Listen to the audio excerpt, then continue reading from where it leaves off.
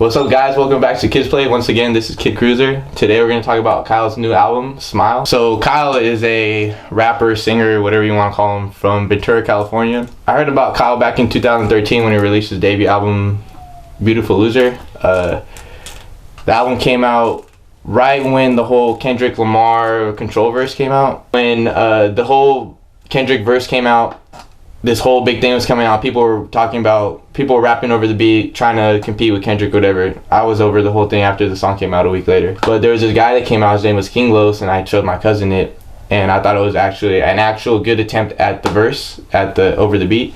And he's no Kyle though. So I was like, who the fuck is Kyle? And I put on the album, and it was probably one of the greatest things I heard out of 2013. So Beautiful Loser, which was his debut album, it was this whole plethora of like just this nuance of just new music. It wasn't trying to be this club banger.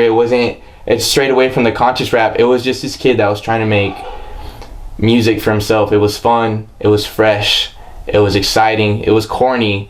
And I know that sounds dumb, but the corny part just made it that much better. But now we're here at his sophomore effort, Smyle, and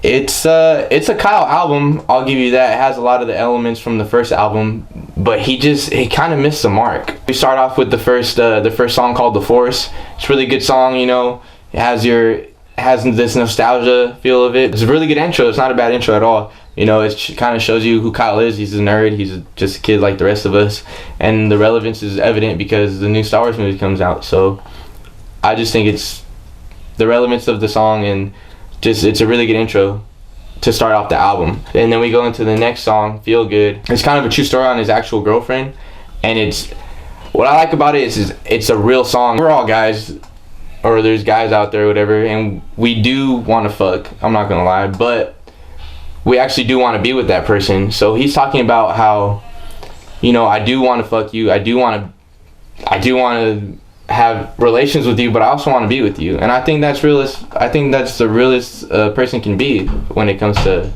relationships. If we get to Summertime Soul, it was whatever, you know. It's I love you, we're gonna break up in the summertime, the next guy's not gonna be there in the winter, and I'm not coming back. It did what it did. It was on the album just as a filler, as I feel as a lot of the other songs on this album were just a filler. The next song that was on the album was Don't Wanna Fall in Love, and he released a song last year, I believe. It's a very Kyle song again. If you want to get into Kyle or whatever, this song is the definition of it, you know. It's his formula, it's funness, his corniness, it's cool. I really love the song. I kind of felt like he was copying out from putting it on the album. You know, it's been a year already. But overall, the song is a good song. It's a very Kyle song. So definitely check out the song. Just because it's on the album, it doesn't take any away from the song. The next track after Don't Wanna Fall in Love is my personal favorite song off the album, Endless Summer. It reminds me of Beautiful Loser, how it's so fun.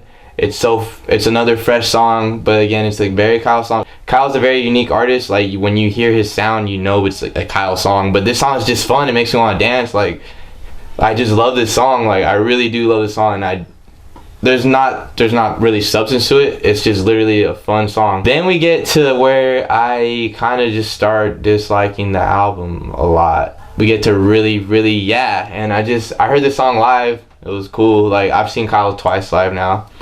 And there's a snippet in the song where a girl's talking. She's all, nobody's gonna like this shit, it's corny, and she's right, it's fucking corny. He's aware of it, that it's corny, so I guess I can't knock him, but the song it's cheesy, it's corny, it's not good. It's his attempt at being a hype song, being like a banger, if you will, but I just don't like it.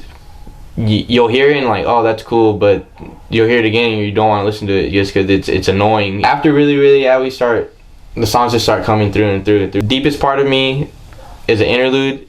It's kind of just thrown on the album again. Like I said, Superhero, I feel like it shows Kyle's nerdy side again, and he was trying to do a gimmick to it.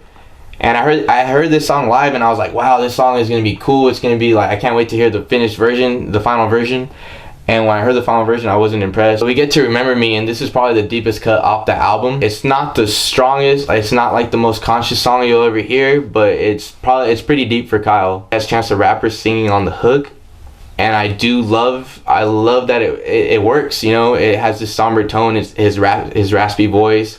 It's very sad, but it's very sincere. I do really appreciate how he was honest on this song. He's not the most conscious rapper, but he put it to use and it worked. You know, the song was very raw, especially with Chance on the hook. It just really helped out the song. It makes you feel what he's going through, even if you can't relate to what he's been through. He paints a picture of what he's feeling. I really appreciate that from him, that he poured his soul into this song. Even though it's not my personal favorite, it's really up there because just how real and raw it is. The last song is All Alright, and I like how this song kind of wraps up the album, you know, with the message that he was trying to spread across, just smiling, you know. If I lose my job, if you know, I end up having a baby, if something happens, everything's gonna be all alright. But the production, it didn't pop. It was low. It wasn't upbeat, and I felt like to close out this album, even though this album was a roller coaster.